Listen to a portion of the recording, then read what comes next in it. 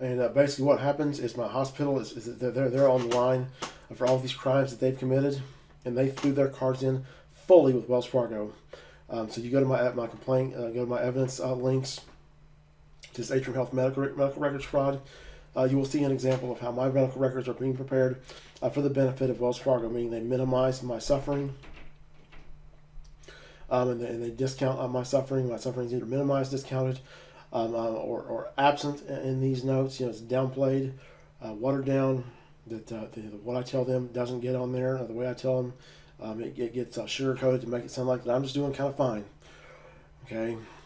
And they are committing ongoing HIPAA violations, contacting Jenny, contacting my mother, which my mother's a whole other can of worms. There, she will deny that she's been talking to these people. She's lying. Okay. They're full on.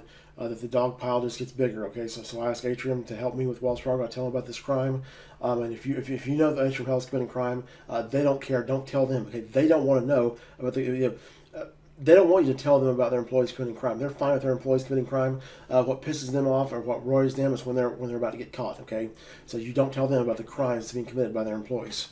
Okay, and I mean, with Atrium, just with Atrium, with all the HIPAA violations, participating in this kidnapping, everything that they've done, I mean, there's God knows how many decades of prison time to go around for these people if they get caught. Which, as I'll explain in the next videos, they're not going to get caught because I will explain in the next videos how I turn in my complaint. I write a complaint for the United States Department of Justice, the same complaint that's in the link down below in the description. That same complaint, I turn it to the United States Department of Justice.